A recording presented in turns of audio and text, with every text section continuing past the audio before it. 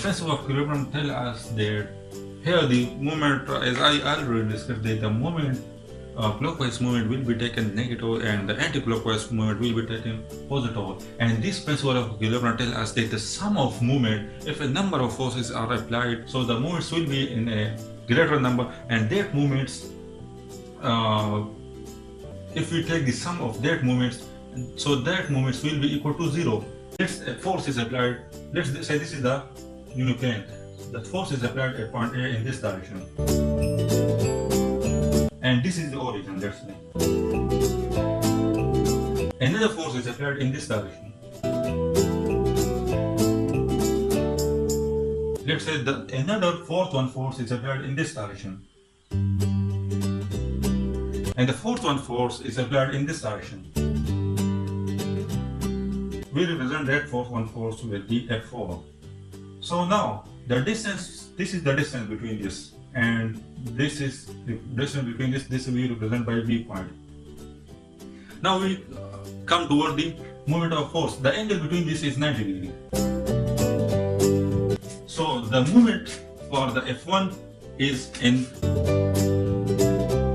this direction, and this direction is in anti-clockwise, and so that's why we take this moment positive. So that this moment will be equal to F1 multiplied by OA, and this will be equal to F1 OA sine theta.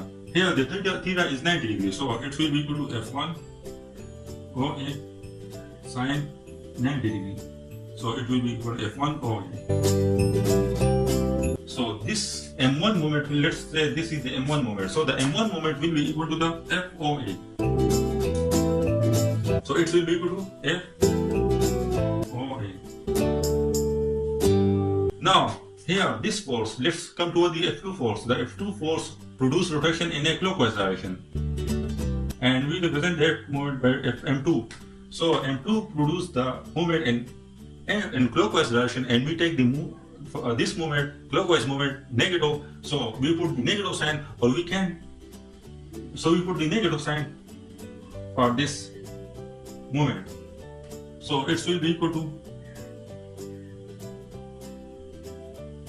F2 multiplied by OV.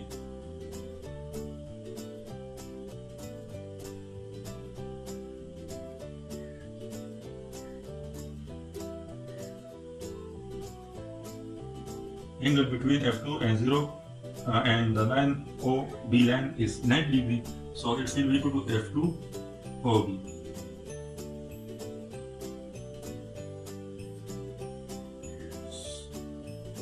As this moment is in the clockwise direction, so we take the negative sign for this.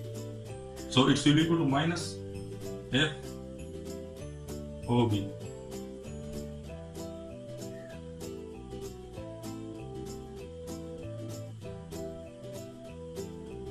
Now let's come toward the F3. The F3 produces the moment in this direction, and this is the clockwise. So the moment M3 will be equal to F3 into OA. The angle between this OA and the F3 is 90 degrees, so just putting the value of 90 degrees and sin theta, it will be equal to 1. So M3 will be equal to this. What is the sign with the F3 and OA? As this moment is in clockwise direction, and we take the negative sign for clockwise direction, so just putting the value of minus. So this will be equal to, so this is the moment of force F3 minus F3 OA.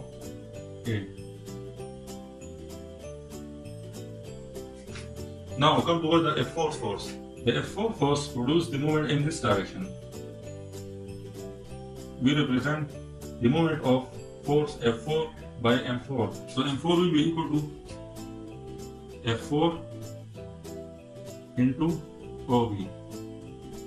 So as this is in anti-clockwise, so we take positive sign. F4 into OB. So it will be equal to plus F4 into OB equal to 0. So now taking the negative value on the right hand side, so it will be equal to F1 OA plus F4 OB is equal to F2 OB plus F3 OA. So the moment of anti-clockwise will be equal to the clockwise. So the moment, so we can say that the anti-clockwise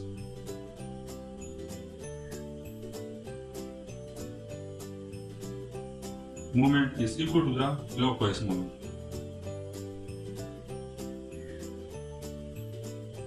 And this is the whole about which the principle of equilibrium tells us that if a body is revolving in a circle, so that body will be in equilibrium if the sum of the moment of anti-clockwise is equal to the sum of the moment of clockwise.